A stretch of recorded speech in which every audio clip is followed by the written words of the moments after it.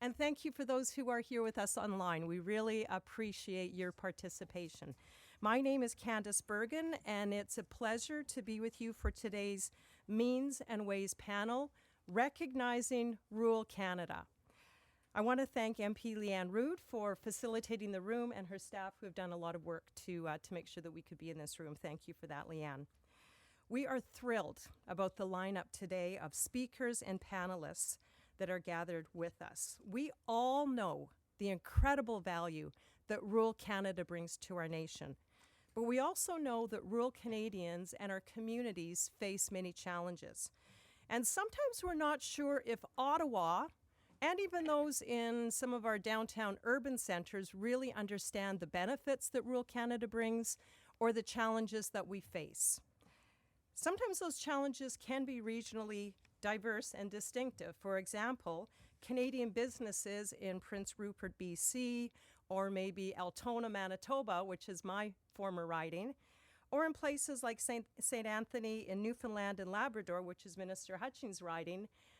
They're all rural, but they all can be very different in terms of the challenges that they face. Many of those challenges can only be addressed through a really focused effort, sector by sector, as far as addressing those issues. Sectors like agriculture, healthcare, education, mining, energy, forestry, fisheries, tourism, finance, telecommunications, to name just a few. Our country's geography, weather, language, and culture means that we have to work together. And those of us in rural communities really know how to work together. We do it all the time. We want to bring urban Canada into that, and we also want to bring Ottawa into that discussion so that they really understand rural Canada. I'm thrilled to take the opportunity today to tell you about the Rural Prosperity Group, an initiative that I'm very honored to be a part of. I'm hearing a little feedback over there. Thank you. I'm very happy to be part of the Rural Prosperity Group. This group will work collectively with various partners to ensure the competitive advantage of Canada's rural communities is realized, because we know that rural Canada is our path to a sustained Canadian prosperity. We're going to be sharing more information with all of you in the days and weeks ahead, but given today's conversation, I'm very happy and excited to be able to announce the formation of this group, and I want to encourage you, if you'd like to get more information, please go to ruralprosperity.ca.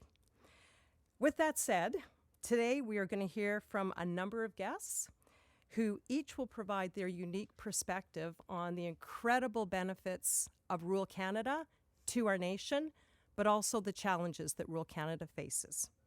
We're going to briefly turn it over for a couple of moments for comments from Theo Argydas, the publisher of Means and Ways. Please welcome Theo. Thank you, Candice. Just a quick few words about Means and Ways before we start.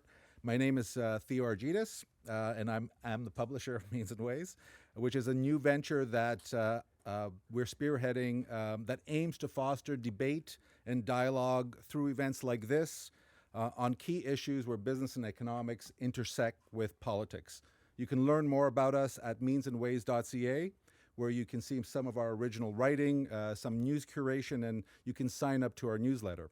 We'll also be doing more of this sort of thing, public events like workshops, keynote speeches, Q&A sessions, webinars. Our next event will be a discussion on June 6th around federal AI policy and its potential impact on Canada's creative industries.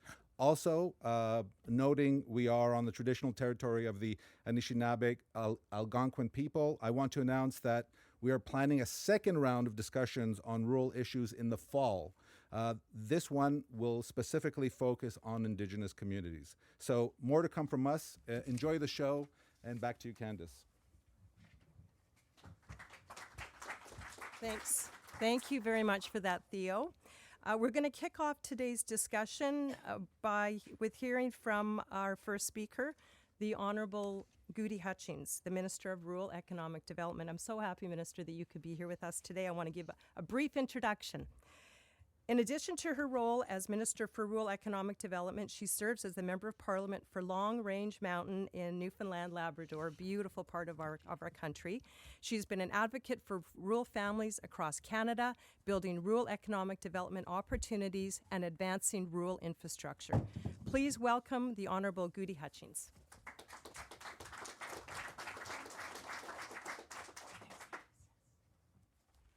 Well, good afternoon. This is incredible because there's nothing better I like to talk about than rural. So, look, Candice, wonderful to see you again. I knew when you retired from the life that some of us have that you were going to be doing something. So you've obviously had a couple of great nights' sleep, and now you're back at it. And with rural as a passion, that's incredible. Want to give a shout out to my colleague and friend Frank Duran that's here. Dan, always great to see you. Leanne, great to see you. Taylor, great to see you. And I know there's a few other colleagues in the room, but I'm going to stop there because I don't want to start naming any others that I don't see, obviously, because I could get in trouble. And look, thank you, Theo, and all the Ways and Means group for organizing this important event. Because like I said, I love it when rural is a focus on something and when rural is recognized. So friends, I don't need to tell you, but 1 in 5 Canadians live in rural Canada. So just let that number sink in. 1 in 5 Canadians live in rural communities. That's 6.6 million people that understand what we do, that living and working in these magical small communities is incredible. It's incredible for businesses, for families, and for individuals. And as Candice said, from tourism to natural resources and renewable resources to agriculture and manufacturing, we just have it all. And small and rural communities have such an impact on our GDP. You know what? We contribute nearly 30%, nearly 1/3 of Canada's GDP. And sometimes, as Candice said, our stories and our realities may not always be reflected in decision making. So as a minister responsible for rural economic development, it's my job to make sure that the voices are reflected around the cabinet table and in the decision-making process. And you know what? I am fortunate to be supported by some cabinet colleagues who get rural too. Colleagues like Sean Fraser and Lawrence McCauley and Deanne Le Boutillier, Francis Philippe Champagne, Mary-Claude Bibeau. Plus, we have many, many caucus colleagues that come from rural magical communities. So I love a chance to speak with a group that gets the challenge, but more so, you see the opportunities. So as Candice said, I come from a beautiful part of Western Newfoundland and Labrador, and I know we all brag that we all come from a beautiful area, but mine pretty well ranks up there. So I love to put that in context when I speak around because I say this to people, so I'm like, you don't have to tell me what rural is because I get it. I've lived it all my life, right? So I'm on the West Coast, and many of you have heard of the capital city, of course, St. John's, Newfoundland and Labrador. Most people have heard of the capital. That's why I say get over to the best coast, which is the West Coast. That's an 8-hour car ride for me, right? I've got 2, maybe 3 choices a day of how to get out of my home airport. My riding has a large mass. It's bigger than Switzerland, and it's home to a little over 80,000 people. I have such a mix of fishing and forestry and mining and tourism and, yes, agriculture, because even though my friend just referred to it, how are things on the rock, we do have incredible agriculture there. And I know the dairy farmers are meeting in Newfoundland soon this summer. The largest community in my riding doesn't have 18,000 people. My smallest has 42 people. I have 5 communities accessible by boat only. And I love to say this, I call this the shock factor in Ottawa. So in a riding, physical mass bigger than Switzerland, I have 2 Walmarts. People go, oh, right? Yeah. So practically, meaning it means that my folks, my constituents, have to travel greater distances to access groceries, building supplies, medical care. And for businesses, it can be harder to get products to market and to find employees. And I know that many of you in this room, you can relate to that too. So as Minister of Rural Economic Development, it's not unique to me, as I said, and I've been so blessed to travel this country from coast to coast to coast, often on some very, very small planes and trains and boats, because I love to get out to the really rural parts of this country. But I've seen the incredible opportunities that exist here as well. So I've been focused on how do we unlock that potential. Together, our fishing, forestry, and farming sectors employ more than 2.5 million Canadians and contribute tens of billions of dollars to our GDP. Tourism alone contributed an estimated $38 billion to our GDP in 2022. Mining is worth over $91 billion to our GDP. Seafood in Canada is a $6 billion export. And rural Canada is doing that. We're supplying the food, the resources, and the experiences that Canadians and countless folks around the world rely on and that they want to discover. Because, man, we've got so much things to discover in this beautiful country, especially in the rural communities. And rural Canada is leading the way in the energy sector, too. As the world is increasingly transitioning to renewable energy, rural Canada will have a huge role to play. And in Atlantic Canada, trust me, we are in no short supply of wind energy. Some of it can be hot sometimes, but we usually have a lot of wind. And wind energy is a critical ingredient in the production of green hydrogen, which is a fuel in high demand from our European allies, who see Canada as a strong, stable trading partner.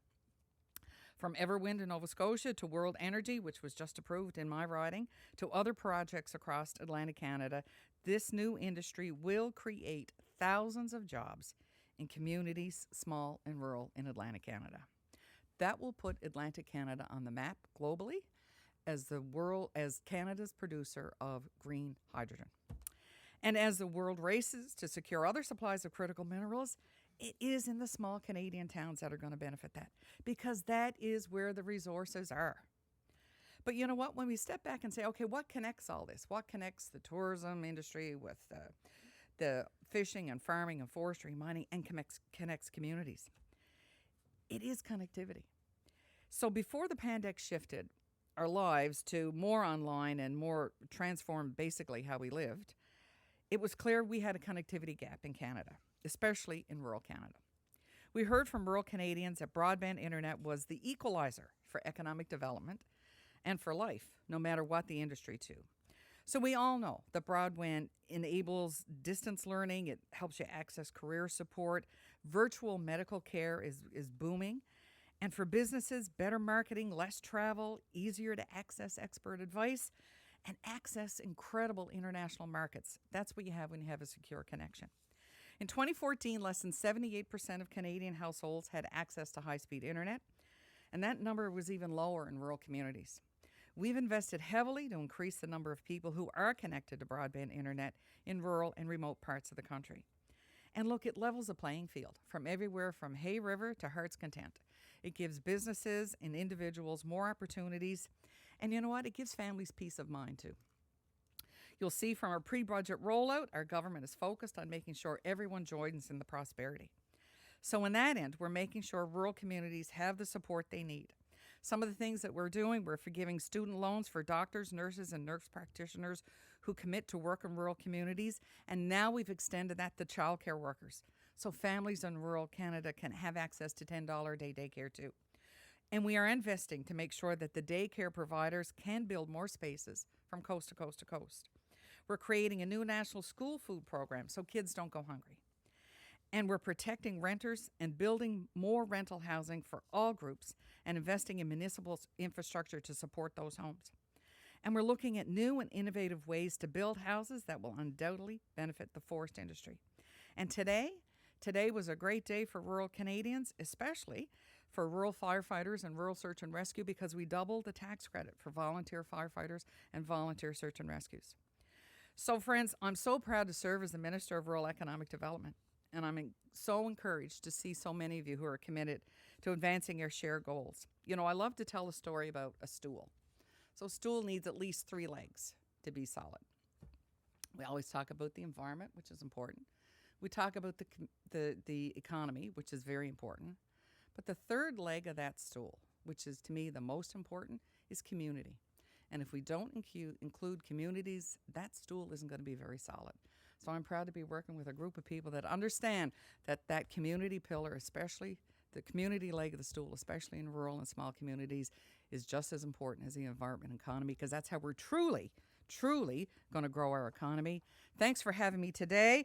I'm looking forward to what some of you others are saying today, and always looking forward to work with you to advance rural. Thank you so much. Thank you. Thank you. Thank you. Thank you so much, Minister, for those words. I would now like to introduce and welcome the Shadow Cabinet Minister for Rural Economic Development and Connectivity, Dan MAZIER. Dan is the Member of Parliament from my home province of Manitoba, Dauphin Swan River, Neepawa. He's always been a strong advocate for rural Canada. He was the president of the Keystone Agricultural Producers before he became a Member of Parliament. Has a lot of experience, a lot of knowledge. So welcome to the podium.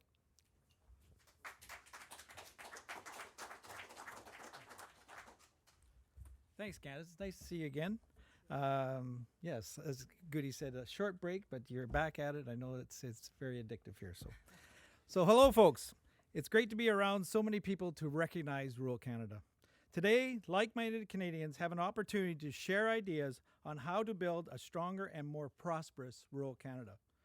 Too often, decisions are made from cities far removed from rural communities. Too often, rural Canada is an afterthought in the minds of politicians here in Ottawa. We need to change that. First and foremost, let's acknowledge that the undeniable truth that rural Canada forms the bedrock of our nation's economy. It's there, amidst the vast landscapes and fertile fields, that we find economic engine powering Canada's prosperity. From the wheat fields of the prairies to the oil sands of Alberta, linked between forestry and fisheries from coast to coast to coast, rural Canada is the lifeline that fuels our nation's growth and prosperity. And let me be clear. Canada can only meet its full economic potential if, and only if, Canada can meet its full potential. That means unlocking our abundant natural resources, including our energy and agriculture, not only for ourselves, but the rest of the world. Rural Canada has what the world wants. And to succeed, rural Canadians aren't asking for a government handout.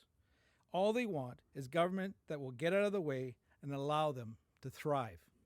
However, to fully harness this potential, we must address a pressing need, the need for high-speed internet and cellular connectivity. In today's digital age, access to reliable connectivity is a necessity for economic involvement. Failing to connect rural Canadians is failing Canada. Yet to say this, millions of rural Canadians are left stranded in the digital divide, unable to fully engage in today's economy. We must bridge this gap through more competition, more innovation, to connect every corner of this country. Too often, I hear politicians refer to rural Canada as the last mile when it comes to connectivity. This is a backwards approach. Rural Canada should be viewed as the first mile. Because if we create an environment where rural Canadians can access reliable and affordable connectivity, we create an environment where all Canadians can access reliable and affordable connectivity. I also want you to consider how current government policies are impacting rural Canadians. It's important not only to discuss the future of rural Canada, but also the now. We have to speak out against policies that unfairly target rural Canadians, because too often rural Canada doesn't have a voice in Ottawa. That's why I've been so opposed to the current carbon tax. It's a policy that unfairly hurts rural communities, suppressing economic growth and punishing hard-working families. It's time to end this punitive measure and seek solutions that promote sustainability without penalizing rural Canada. I can assure you that no one cares more about the environment than rural Canadians. Rural Canadians live on the land. Rural Canadians make a living off the landscape. Rural Canadians hunt, fish, and trap. The rural way of life literally depends on a healthy environment. But punishing Canadians for simply living that rural way of life is not standing up for rural Canada. If current policies are not addressed, we will continue to see Canadians pushed out of rural communities they call home. In closing, I want to say that rural Canada is not just a place on a map. It's home to the way of life that embodies the values of hard work, perseverance, and community. Communities are the glue that holds our nation together, and nowhere is this more obvious than rural Canada. We need to strengthen communities by enabling them to invest in themselves, because these communities will define the future of Canada. Rural Canada will define the future of Canada. It is our job to unleash that future. Thank you. Thank you, Candace.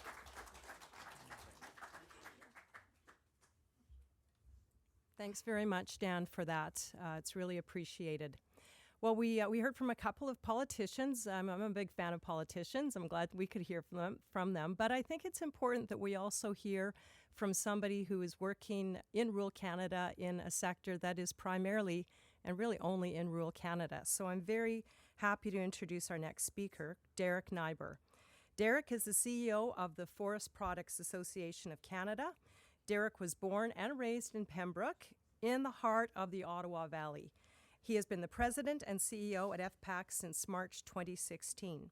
Derek's global roles include his recent appointment as the industry representative and advisor to the United Nations Forum on Forestry and his involvement in the steering committee member of the International Council of Forest and Paper Associations, along with a number of other boards and organizations that Derek serves on. Most importantly, Derek is a longtime champion for Canada's forest sector, for their workers, for their families, their communities, and for building strong rural communities. Welcome, Derek. Thank you so much for being here.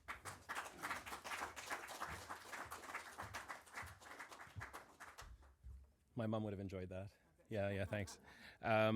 Thanks so much. It's so nice to see Minister Hutchings here and Shadow Ministers Rood and MAZIER and Taylor and Frank. Thanks for being here. I know you all get it. And so I think my message today maybe is to continue to raise awareness, and I want to make a few points today. But first of all, I want to recognize, I think, how important this is to have so many stakeholders and partners in the room, and so many our politicians from left to right. I think that's really, really important to us.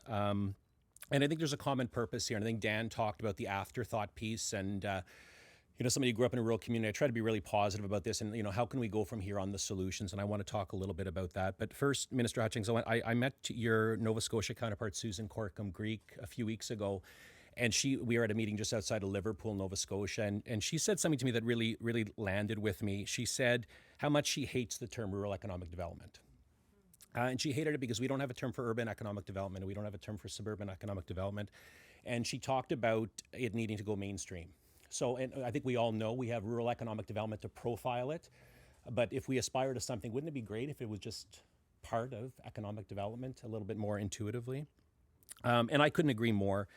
And I think one of the things, if I was just up with MP Malillo through a number of Indigenous managed lands in Kenora and Dryden and meeting with a couple of the mills there, and I think if those mill workers, if those woodlands workers were here today, one of the things I think they'd want me to share with you is just maybe the first slide, Jordan, if we can. I can't think of another industry that's working on all of these national priorities at the same time. We're feeling an immense sense of responsibility, an immense sense of pressure. Oh, thanks, Jordan, appreciate that. And I think the country's kind of counting on us to deliver on some of these things when we talk about accelerating the pace of economic reconciliation with Indigenous peoples. But 10% of the wood supply in Canada now is directly controlled and managed by Indigenous communities. That doesn't count the over 1,000 Indigenous-owned forestry businesses. So I think compared to a number of years ago, a lot more shared purpose and alliances and partnerships between Indigenous and non-Indigenous communities in forestry. Climate action, conservation of biodiversity, economic growth in rural Canada in the north, safe and affordable housing, and dealing with fire, which is one of the pieces I wanted to chat about a little bit later on. So one of the things Candice talked about, I'm from Pembroke, I'm really proud of that. Actually, people are kind of tired of hearing me, I think, for 8 years talk about that. But my grandpa and my dad worked on the same plant floor. I was in McMillan Bloedel, about 7 names after that. But they spent their careers as machine operators at a local corrugated box making plant in my community. And my lived experience is no different from people from Prince George and from Corner Brook and from Dryden and from Peace River. It's put a roof over my head. It put food on our table. It's where I spent 4 summers to save money for school. And it provided me with the perspective and opportunity that I have today. So I have a few colleagues from FPAC in the crowd, and I think they would tell you that I and we approach the work, the advocacy work that we do for forestry workers and the families with a great sense of responsibility. And I'm very passionate about the work that we do. at FPAC. I'm just quickly going to say, and I think I'd be remiss if I wasn't honest about this, I'm very concerned about the divide and the increasing divide between urban and rural Canada. And I've long felt agriculture, forestry, mining, we can be a bridge. And I'd love to build that bridge with some people in this room. I think we've got an opportunity to do a much better job than what we're doing right now. So Minister Hutchings talked about the contributions. Rural Canada is about 30% of the country's GDP, and it's an even bigger share of our exports. And for us in forestry, it's about $80 billion of production. It's about 200,000 jobs. And the multiplier effect downstream is about 3 to 1. So that's another 100,000 jobs in our forestry communities. But despite these contributions and that impact, I do think, if going back to Kenora and Dryden last week, people feel that it's the South and urban agenda that matters. And I want to maybe share a few examples in the interest of raising awareness. And the first one's on fire. And I'm glad, and we welcome that announcement, by the way. I think that's very important. But I wanted to start here. This is from a report that Minister Wilkinson's department puts out every year. And I'd like to share this with some of my friends in the activist community. And actually, we should all be activists. I always qualify when I use that word. We should all be activists. But there are some activists out there who don't want any mining. They don't want oil and gas. They don't want forestry. Those are the activists I'm talking about here. So this is the slide I like to show them. If you look at Canada's forests and the percentage that we're harvesting, which is the yellow section, relative to that area burned, relative to the area affected by insects, in terms of where the big impact on the land base is. And that area burned for 2023, you can move that 1.6 million to 19.5 million. So that number actually, so the fires last year, that's about 25 times the land base that we would sustainably manage and harvest every year. 25 times that amount was burned. So if that's not a call to action on more active management of our forests, I don't know what is. And I wanted to share this. Kate, I think you were on this flyover in northern Alberta a few months ago. The green area is a forest that was replanted about 15 to 20 years ago. The burnt out forest in the middle was 115 years old. So younger forests actually, and this is kind of counterintuitive, but younger forests are more resilient to the impacts of fire, and it tends to be the older dying stands across the boreal that are more susceptible. So that's one bit of learning I wanted to leave with you.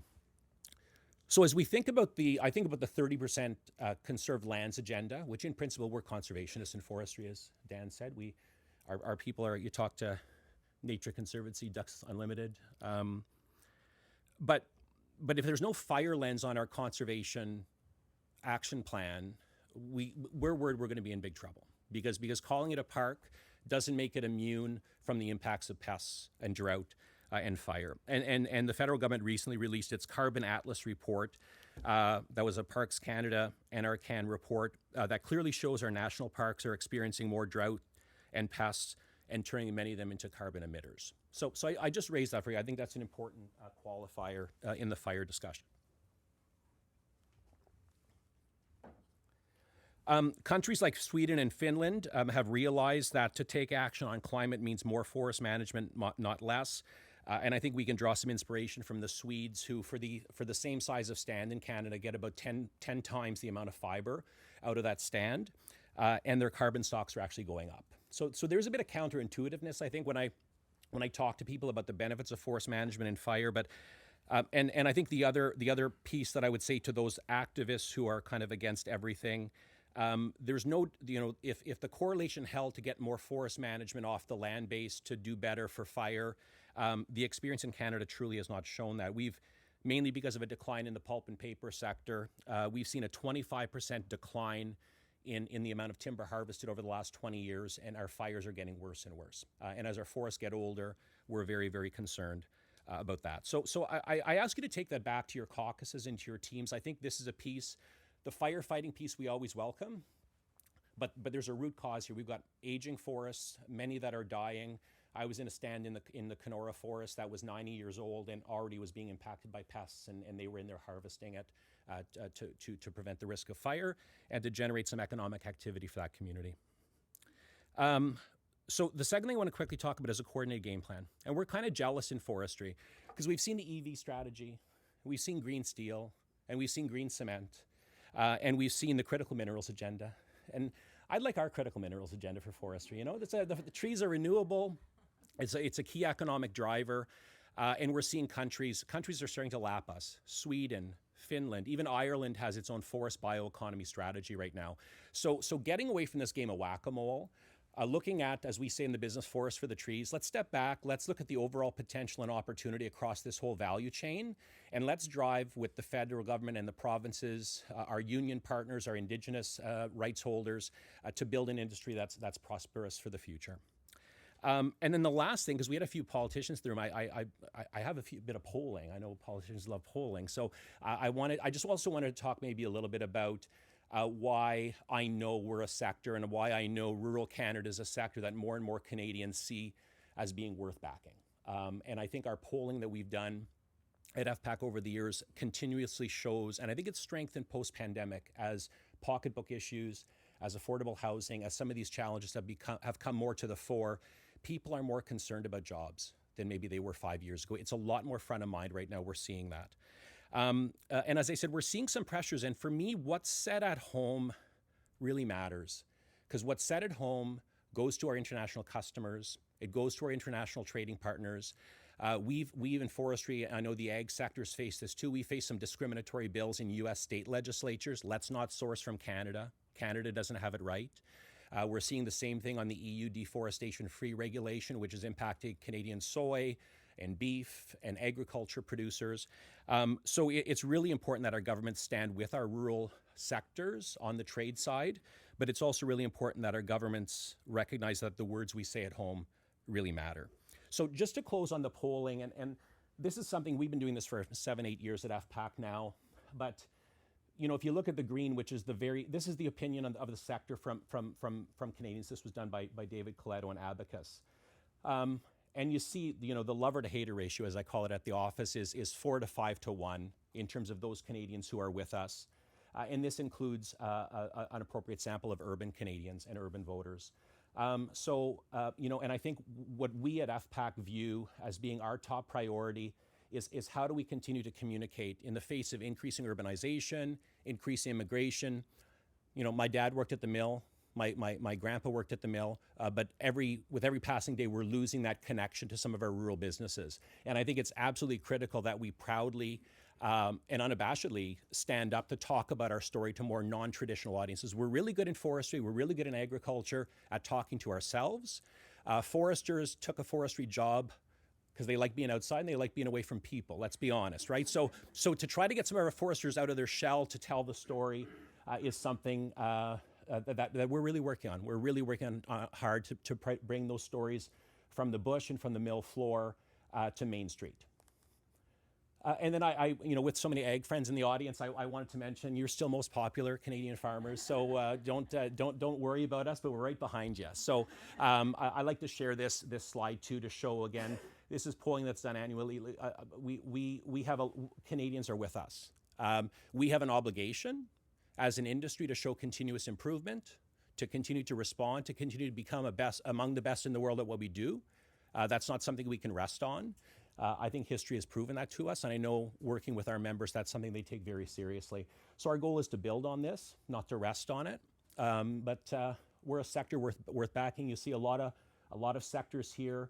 I think about our partners in the steel sector in Northern Ontario, our concrete and cement producers across northern and rural communities, and a number in my home area, the Ottawa Valley. So anyway, I'll leave that with you. I'm looking forward to the dialogue later today, and thanks for joining us. I think these conversations are incredibly important. Thank you. Thank you. Yeah.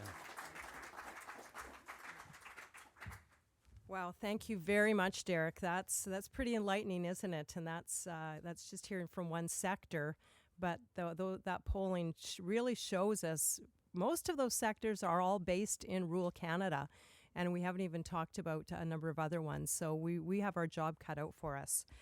We are now going to go into the panel portion of our program. We have 2 panels for you. One panel is made up of members of Parliament who are from rural areas, and then the second panel will be businesses who operate in rural areas. So we're going to begin with our panel of MPs for a discussion on putting rural Canada on the national agenda. Means and Ways Managing Editor Kathleen Harris is our moderator. And Kathleen, I'm going to welcome you. You're going to be sitting at the table, is that correct? Go ahead, and I'm going to introduce and invite our panelists. Liberal Member of Parliament for Glengarry Prescott Russell, Frances Drouin. Thank you so much, Frances, for being with us. Frances is the Parliamentary Secretary to the Minister of Agriculture and Agri-Food. We also have Conservative Member of Parliament for Lambton, Kent, Middlesex, Leanne Rood. She is the Shadow Minister for Federal Economic Development, Eastern, Central, and Southern Ontario. Welcome, Leanne. And the NDP Member of Parliament for Skeena-Bulkley Valley, Taylor Backrack, is here, and he's his party's transport critic. Welcome, all of you, and Kathleen, I'll turn the podium, so to speak, over to you. Thank you, Candice. Welcome. Nice to see you. Nice to see you. Thank you all for being here. See you. See you. Thank you all for being here. As Candice mentioned earlier, rural Canada is hardly homogenous. Each of your ridings have unique assets and attributes and also unique challenges. So we want to drill down in the first set of questions just about what challenges each of you are seeing in your own ridings. So Frances, let's start with you. Glengarry Prescott Russell, about an hour from Ottawa, so a lot of commuters in your riding, heavily agriculture base and some manufacturing. What are you seeing as the biggest challenges? Yeah, well, lots of challenges when you're 1 hour away from Montreal and 1 hour away from Ottawa is the exodus that sort of happens with youth. Obviously, we don't have any post-secondary education institutions in the riding, so people tend to go to Ottawa or Montreal, and the challenge is how do you attract that talent back to the riding. I always separate the riding into two sections. The western part of the riding, being so close to Ottawa, is mostly focused. It's mostly commuters. They travel to Ottawa with remote working. If I can say so, that's a huge opportunity for us now. But we need access to internet, and I'm looking at my friend Mr. Giz in the room. But access to internet is extremely important. We certainly felt it during the pandemic. Even the amount of public servants, the amount of businesses that relied more on the need for access to internet. In the eastern part of the riding, I'd say when you're 1 hour actually away from the major metropolitan centers, challenges such as just simply work. Work has been a big issue. I saw steel. I have a major steel producer in the riding, so a few years ago, when the steel and aluminum tariffs were put in place, you start sweating in your pants when you're when you're seeing some of those challenges. But you have to work because if that particular mill goes away, the community's done. It's 25% of the tax base for one community. And I'll stop there because I know my other colleagues will want to mention other challenges. Leanne, you're also from a rural, represent a rural riding in Ontario, southwestern Ontario. What are some of the big challenges you're seeing?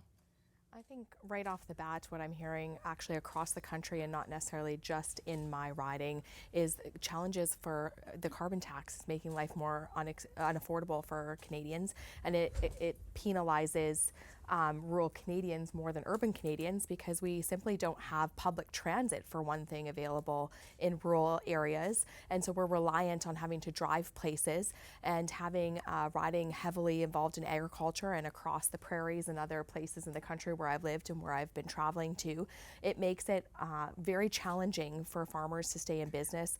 I think of going into the Yukon lately, and they're trying to actually produce food for northerners in the Yukon, and the carbon tax is a huge impediment to their cost of production because it just makes it so much more expensive.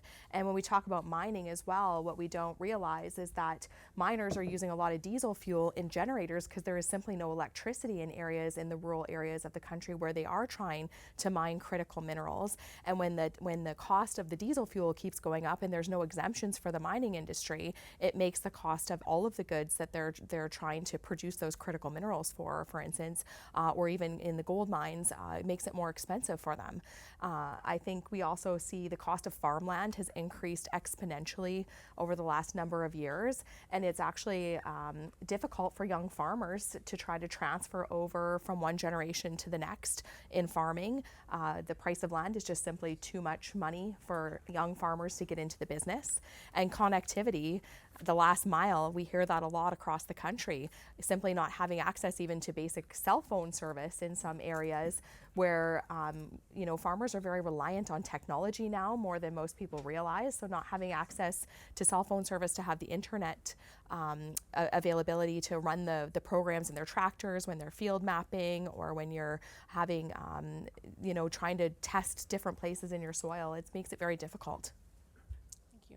Taylor, you represent Skeena Bulkley Valley. I think that's about a quarter in terms of territory of British Columbia. British Yeah. Columbia in the Northwest. We've heard a lot about the forestry sector. I know that's huge in your riding, as well as fishing.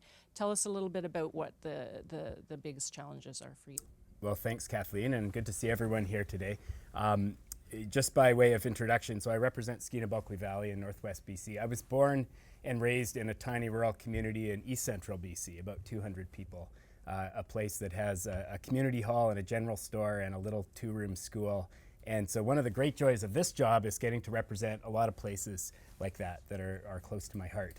And so when we talk about rural Canada, I talk about rural communities. And what do rural communities need to thrive, to have stable and diverse economies? And what do we need to do to ensure that rural communities are stable over time, that they're able to recruit people, that people want to move to rural communities, not just for a job, not just to get in, make a buck, and get out. They want to move to rural communities so that they can set up a life for themselves, so that their kids can grow up there. Their kids might go away to school, but they want to come back. That's the vision that we need. So when we talk about rural Canada, I think of these little places. And a lot of small rural and remote communities are really struggling. And they're struggling for a whole bunch of reasons, and I don't have enough time to talk about all of them. But one of the big factors we're facing in Northwest BC is the recruitment of health professionals. Right now, doctors and nurses can write their own ticket. They can move almost anywhere in North America to work, anywhere around the world. There's a global shortage of health professionals. And so we're seeing emergency rooms being put on diversion, people having to travel to other communities to access emergency services because there aren't enough doctors. So we need to ask ourselves, how do we create vibrant, sustainable communities that doctors and nurses want to move to? That's one of the challenges. The other challenge is around services. And I would politely disagree with my good friend Dan here when he said that rural communities just want government to get out of the way. I think rural communities want government to pay attention to their needs. There's been a tremendous amount of wealth generated by rural Canada, and far too little of that wealth has stayed in those communities to leave a legacy of services and infrastructure that lead to the high quality of life that people there deserve. So when the government invested $77 million in the drinking water infrastructure in Prince Rupert, that was a tremendous victory for that community, and it's going to lead to a really bright future because they're able to take care of core infrastructure. You know, we lost Greyhound service from rural Canada, from all of Canada. Now people have no way to access the rest of the country. We have a passenger train service that doesn't work, and it costs, from the community where I live in Smithers, it can cost $1,200 to fly to Vancouver, which is where the flights go to. So people have, some of these core services are actually being eroded in our communities, and the only way that we can get those back is through interventions that prioritize rural places and remote communities. So that's been my real focus. The last thing I'll mention is climate impacts. And people in the communities I represent are feeling the climate crisis in a very visceral way. Last summer, farmers in the Northwest got as little as 10% of their hay harvest. This is a crisis that is being felt in such an acute way. This year we see a continued drought. The snowpack is 62% of normal in the area where I live. So we're looking down the barrel of another extremely difficult growing season. It affects so many different aspects of people's way of life. And of course, we've already heard about the fire season and what that means for rural communities. So adapting and becoming more resilient in the face of all that, I think that's probably the most profound challenge that communities face. Thank you. We've heard from many people already today talking about the implications of a lack of connectivity, and I know, Leanne, you've been an advocate for increased broadband access. What are you seeing as the tangible impacts of not having connectivity in rural areas?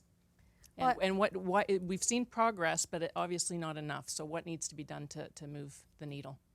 Well, I think what I've seen in my own area of southwestern Ontario and being 5 minutes outside of the city of London is we actually have homes and farms that are not connected to a high-speed internet, and they don't have option for fiber optic in their area, and it's simply because some of the cost associated with laying that high-speed internet is too much to get to that last mile. And so ensuring that we have options available for rural Canadians, and we see that with inventions like Starlink and having access to digital, but there are people who still want that actual cable to their house, and they're not comfortable with the digital.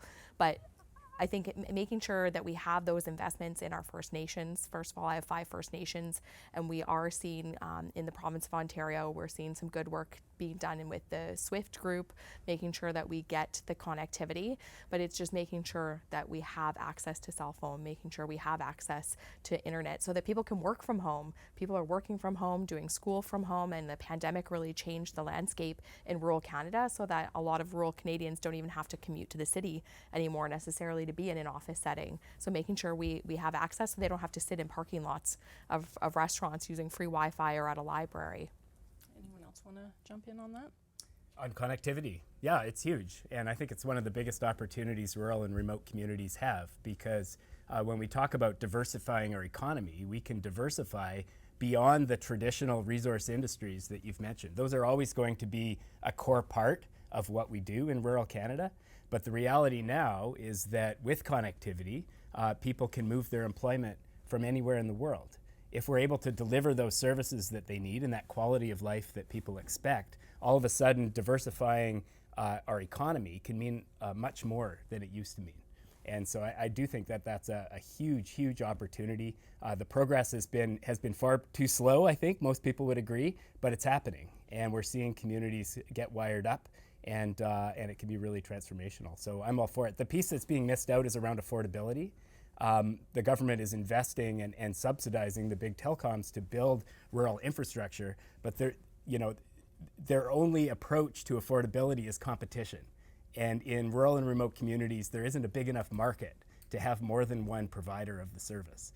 And so the big question is, how do we ensure that those services that Canadians have invested public money in, how do we ensure that those services are affordable for rural residents in the years to come, 20 years down the road? I think that's the question. I want to pivot to a sector that seems to be really growing in a lot of rural communities across Canada, including yours, I think, Francis, and that is tourism, ecotourism. You're seeing wineries and adventure tourism. So where do you see the potential for that, and what needs to be done to ensure that it can thrive and flourish? Yeah, I think combining agriculture and tourism are 2 key words that I like to hear in the writing and that are performing. You've mentioned wineries. We've, for the 150th anniversary of the Confederation of Canada, we painted silos, and we got a lot of pushback from the community at first, but they've embarked on the journey. But it was making sure that we combine arts and agriculture. So we've got wineries. People are coming and are now traveling that have no idea about agriculture. They're attracting urban Canadians to our region and are having conversations with farmers. And I think we've some panelists mentioned about the communications with farmers and urban Canada and that rural and urban divide that existed, which Derek had mentioned. It exists everywhere across the world. It exists in the US, it exists in Europe. And we, as rural Canadians, are not doing a good enough job at communicating with our urban colleagues. The media, I don't have an issue getting attention from Ontario farmers or from Western producer, but I am preaching to the choir. I need the folks in urban Canada to pay attention to rural Canada. And I believe the way to do that is talk about food. Not necessarily about agriculture, but about food and using food to connect urban Canada with rural Canada. Leanne, I know in your writing, Lambton, Kent, Middlesex, it's become a vacation hotspot, but I understand there's issues around labor. So what are some of the challenges and potential solutions there? Absolutely. So my hometown, and it's part of my riding, is Grand Bend, and we're a very big summer beach community, and we attract visitors from all over the province. Wasaga Beach is another area that attracts 2 million visitors a year that mostly come from the urban areas. But the biggest challenge is housing right now for the seasonal workers, because it is a very seasonal town, as most beach towns, and with the cost of rent right now and the fact that people can rent their cottages out for a very high dollar in the tourist season, we see a shortage of housing for the teenagers and the students who are looking to work part-time or full-time in the summer for that seasonal position.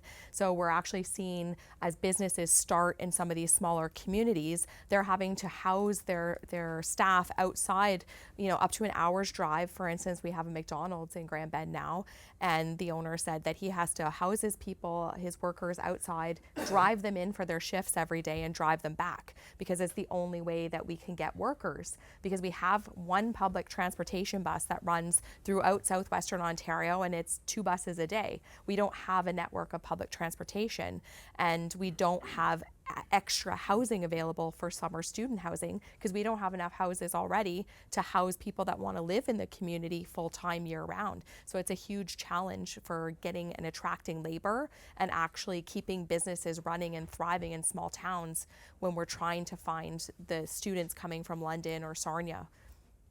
Thank you.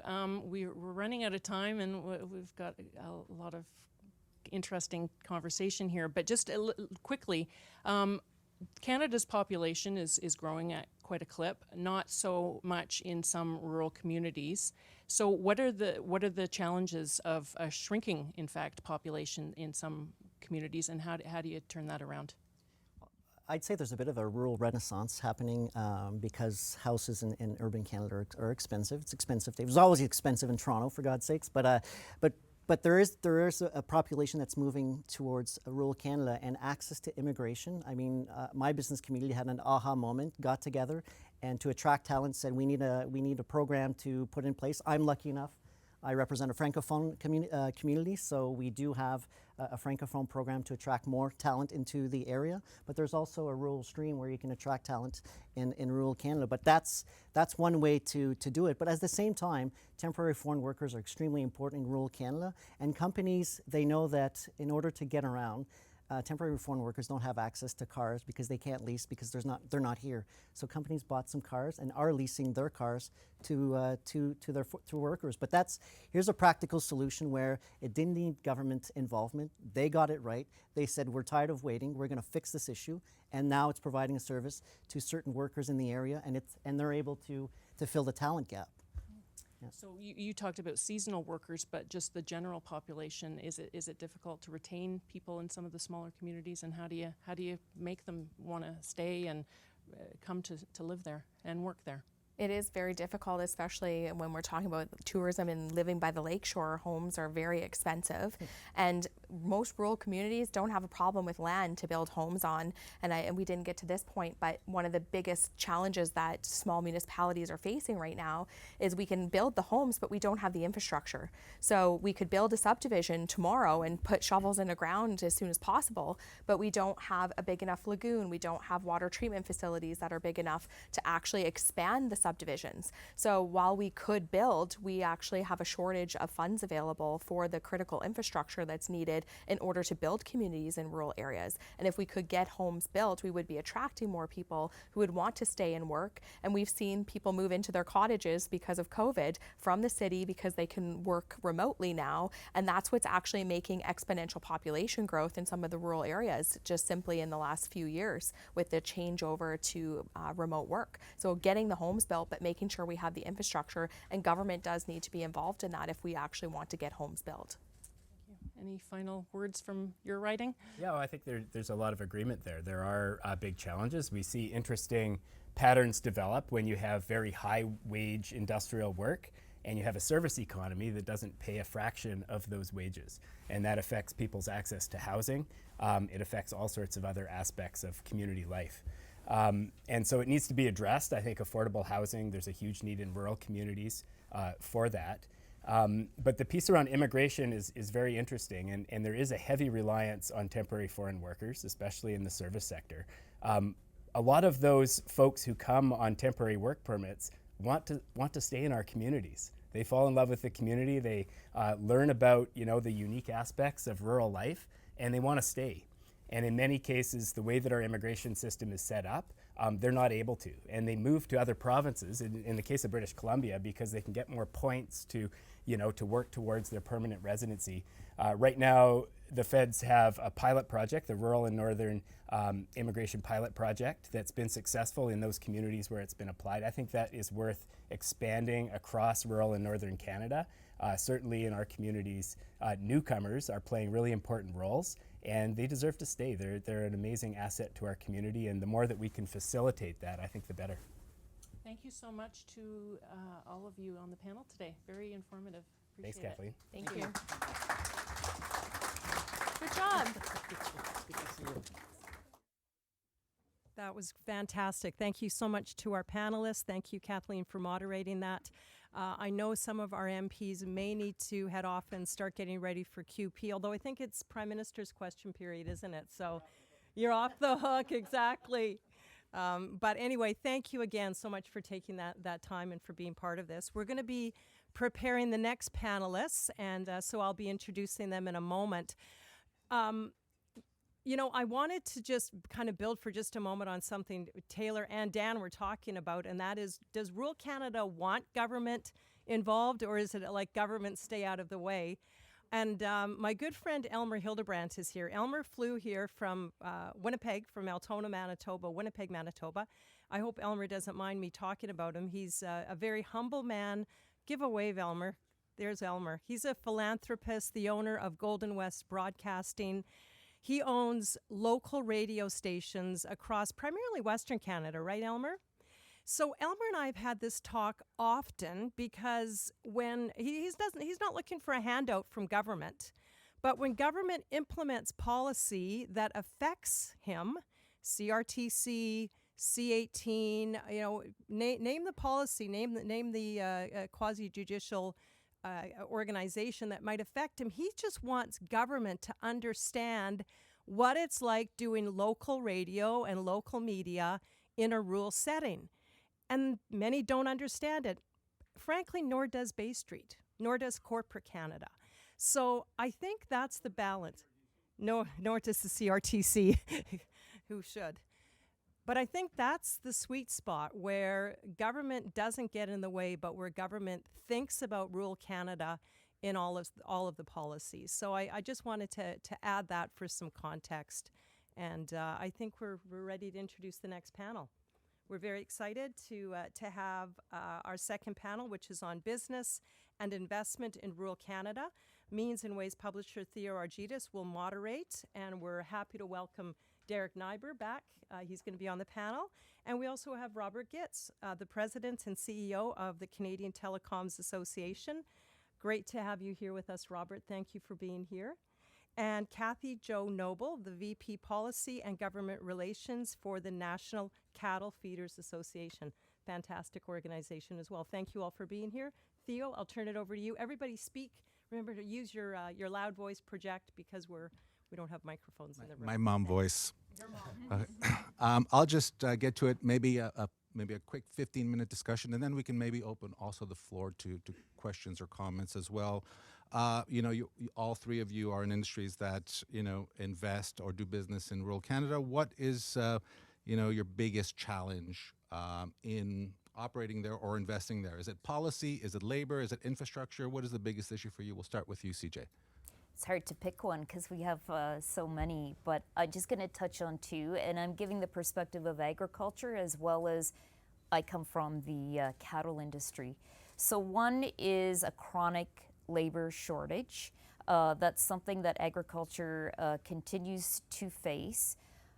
Because there's not always an understanding of some of the opportunities, the career opportunities in agriculture. There's a very outdated, in some cases, idea of what working on a farm operation is.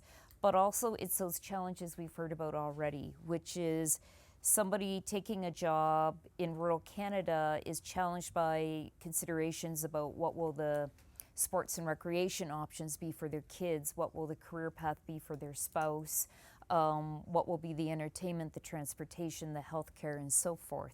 So we rely heavily on foreign workers, and I'm not going to insert temporary in front of that because in a feedlot and many livestock situations, it is full-time permanent.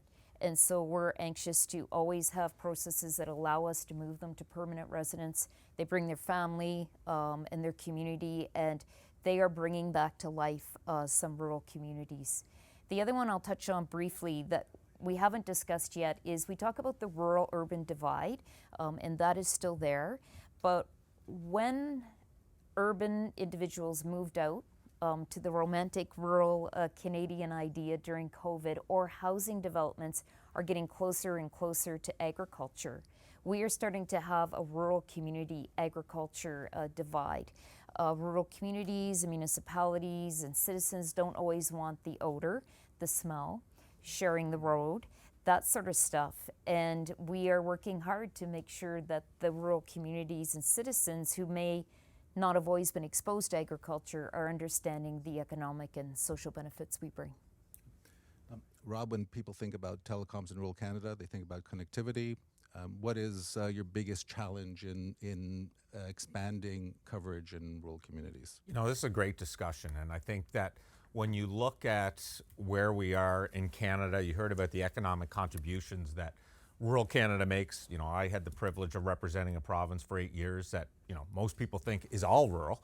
That there is so many good things happening in rural Canada, and there's so much, not only economic contribution, cultural contribution, you name it. And rural Canada's been the driver. And we've heard, you know, those are some positives. And I still do think there's a lot more positives about rural Canada than there are negatives, but we did hear about the negatives today, you know, employment, how to attract people, healthcare, education, you name it.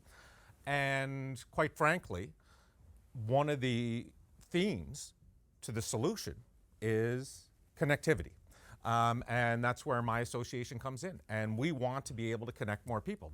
You know, the more customers you have, the better off you do. The problem is costs in rural areas. You know, to be able to connect that, people don't like saying it, but that last mile could be the last 100 miles or 1,000 miles. It becomes very cost prohibitive. So we can be the solution. We are making progress. And whether or not it was the previous Conservative government or the current Liberal government or provinces, or there's municipalities just in this area of the country, there's, you know, we've heard of SWIFT, there's another organization called eHorn. They do very good work in terms of partnering. And where it does not make economic sense, that's where I believe governments have a role to play. But if you look at where we're at, so just to give you some of the facts, right now where Canadians live, and these are CRTC numbers, where Canadians live, mobile connectivity's at around 99.5%. But that's where they live. So you could live in your house and then walk 10 meters and you don't have connectivity anymore. If you look at where we are with broadband, we're at 93.5% of Canadians have access. You know, let's say, pretend we have 30 million people, 300,000 times 7, you know, we're still talking, there's a large portion of the country that's not connected. Now, we've made progress. If you look at rural Canada today, rural Canada is only 67% connected to home internet. That's a lot of connectivity that needs to take place. First Nations, even worse, they're at 50%. So how do we make those improvements? If you look just over the last number of years, we've seen just in the last 4 years, internet coverage improved by 60%. So we were down in the 30s when it came to connectivity, and this is billions of dollars spent by my industry, money coming from the federal government, money coming from provinces, money coming from municipalities. But I think that if we want to be able to, you know, attract in those healthcare workers, have remote healthcare, have education, make it easier to live in rural areas, connectivity is the key. And if we continue along the path we're going, we're going to get there. We're on target for our 26, 98%, 100% by 2030, but it's going to cost billions upon billions upon billions of dollars of investment. So having a regulatory environment that encourages investment, government policies that encourage investment, those are the key ways for what I think is the enabler of everything for Canadians to become more connected. So just quickly, are you confident then we can get to 100% within this decade? Yeah, so our goal is by 2030. Those are the federal government goals. And as long as we have, you know, the partners that we need in those areas that don't make economic sense, and policies that encourage investment. Those are the two things that we need. Derek, I found it interesting you bringing up eco-activism. I mean, that's adds another kind of layer of challenge for your industry on top of policy, labor, infrastructure. I mean, what are your biggest challenges, and where would kind of the environmental challenge, which, to be honest, I mean, the environmental challenges are more of a risk to rural economies because of the resource base.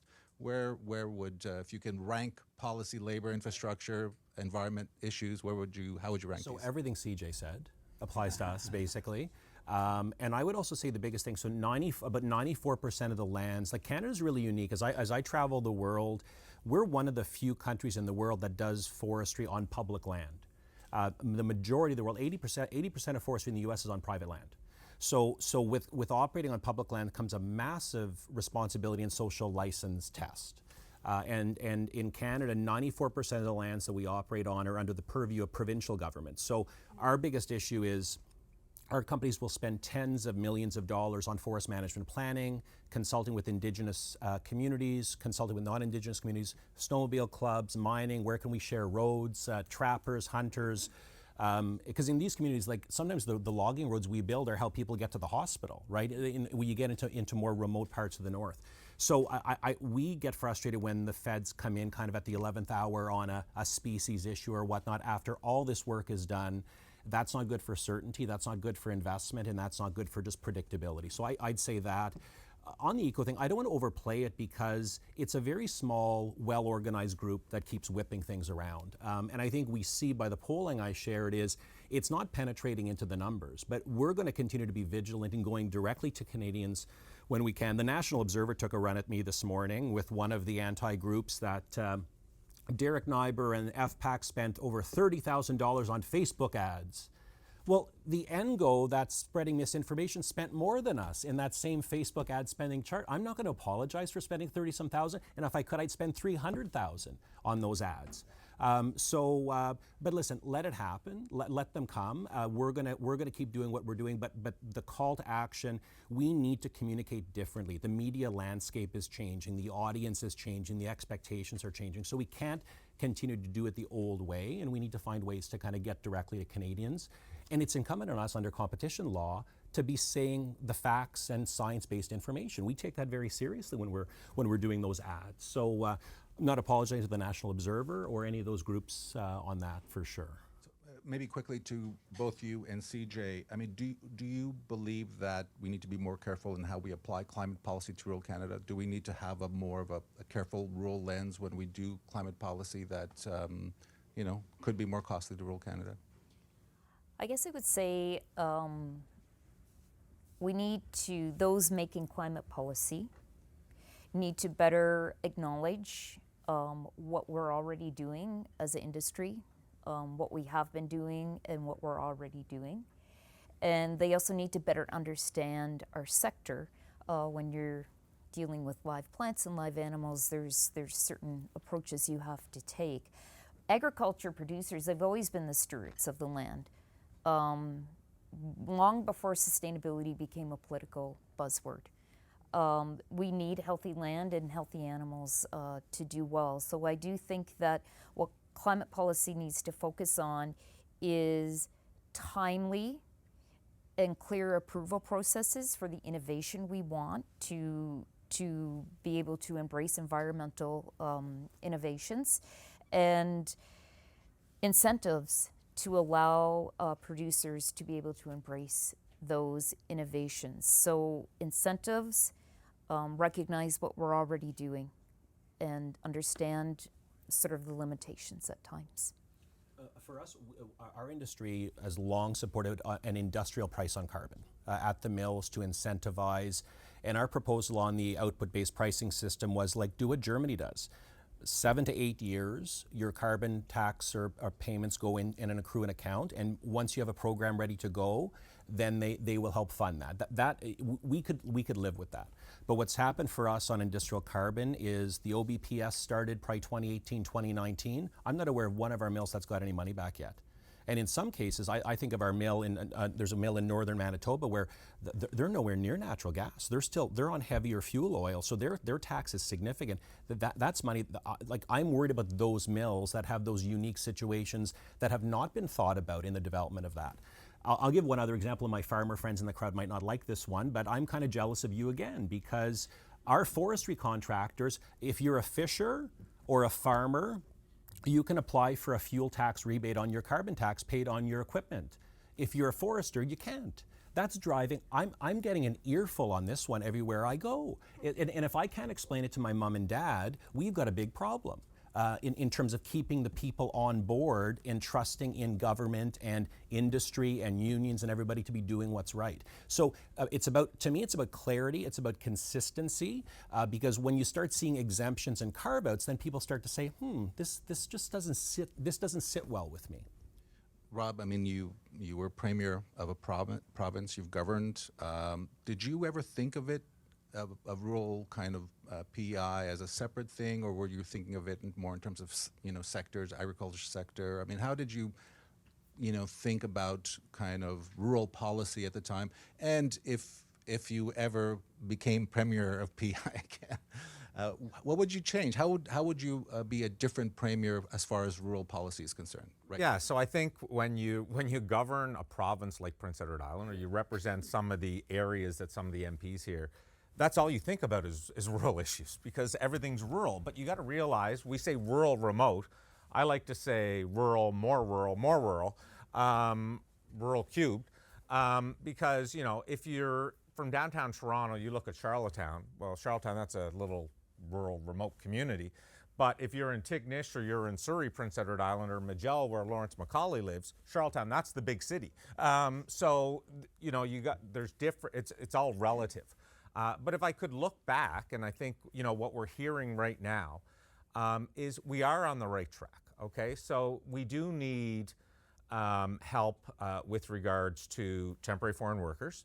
A lot of them do want to stay in our communities. We need to find ways to fast track them in. If it wasn't for temporary foreign workers, PEIs, agriculture, fisheries, we would be in trouble, without a doubt. And I know a lot of the communities around here are like that. So that's one area. The other thing I'll say is, I'm not going to jump into the environmental debate, but I will say this, and I think it was Francis actually said it, and basically Dan and everybody else did too. When government's making policy, it's important to realize that one size does not fit all. You cannot make a decision that is good for people in downtown Toronto that have transit and have opportunities, whereas in rural areas, you don't have those opportunities. So you need to make sure that when you're creating policy, you have a lens that brings everybody in. And I was fortunate that, because I represented basically a whole rural area, we were able to focus on that. But even within that, there was divides that happened. We want to leave some room or opportunity for questions or even interventions. If there are none, I'll continue the questioning. But if anybody wants to step forward and ask a question to the panel, or even comment for a minute or two on what they've heard so far, I want to open it up to the floor quickly. If there are any, if there's any takers. Okay, go ahead. Please introduce yourself. Oh. I'm Elmer Hildebrand. Candice already introduced me. So I operate radio stations in Manitoba, Saskatchewan, Alberta. We have 40 radio stations, 20 community portals, which have replaced newspapers in all of those communities. So what I would like to just say maybe on the climate, if our climate hawks in Ottawa would spend a month in Saskatchewan, just live there, and then they might see, how ridiculous some of the things are for the prairies, because there isn't the smog or emission or all of the kind of things, because there aren't many people. But the people that are there, they're obviously doing well. And in our case, we've pioneered the process of providing service to small communities, and we're a unicorn in the radio business because nobody seems to do what we do. Bell likes to shut off their radio station totally, rather than hire people to get newscasts.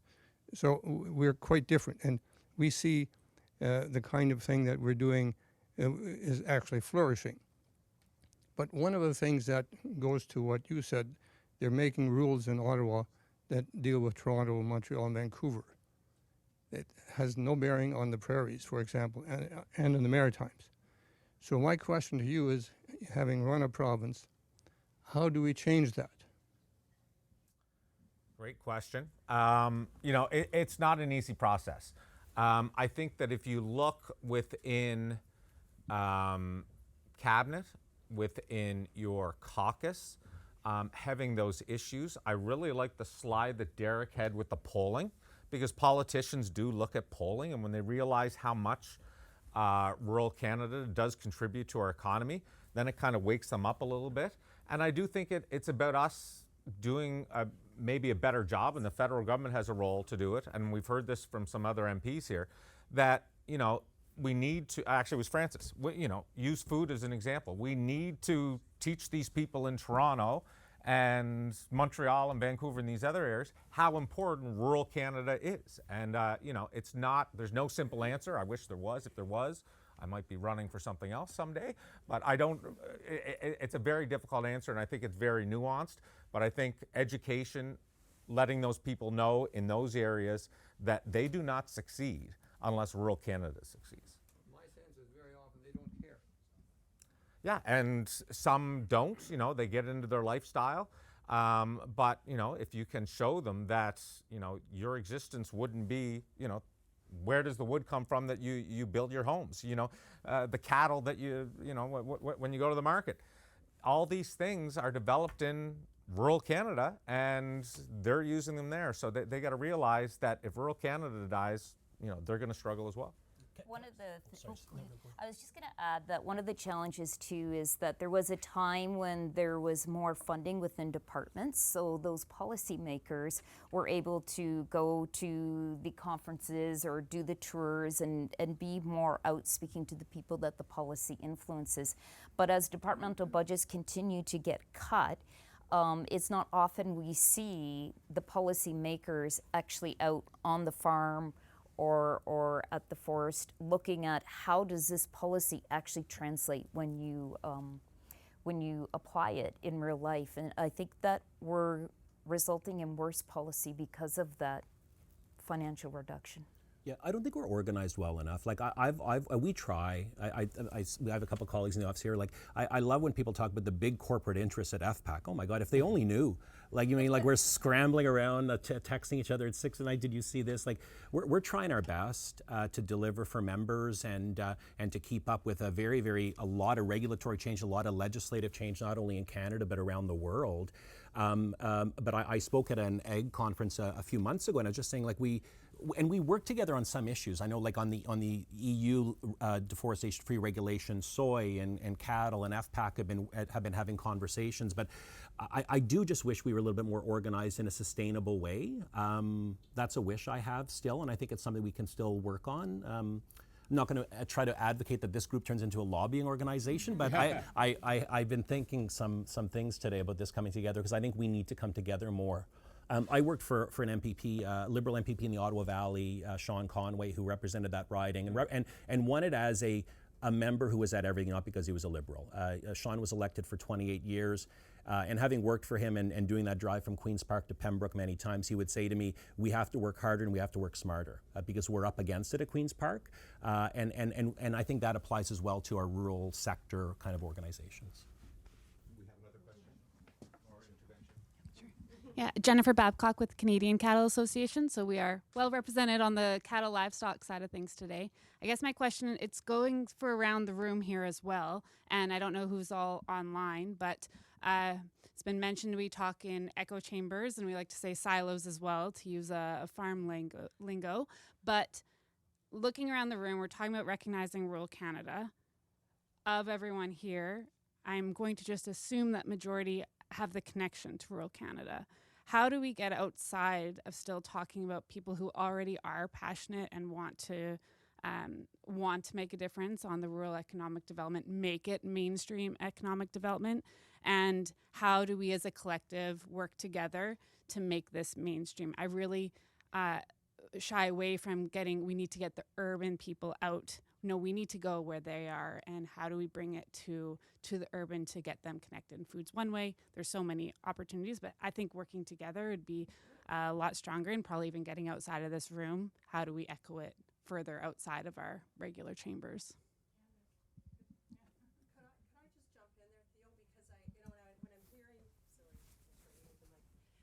I just want to jump in because when I'm hearing this discussion, it's actually very exciting for us because that's really what we'd like to see the Rural Prosperity Group do and achieve. So it would not be a group that is just representing one sector that is in rural Canada, but we would be looking at rural Canada through every lens and how rural Canada is affected. And I agree so much with what you've talked about. And we think about corporate Canada.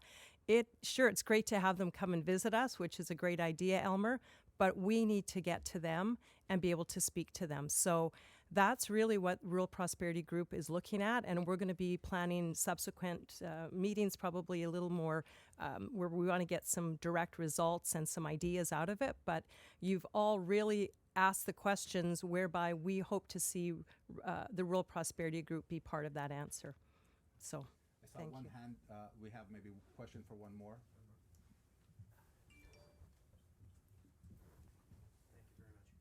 Ves Sobot. I'm here with the Coalition of Concerned Manufacturers and Businesses of Canada.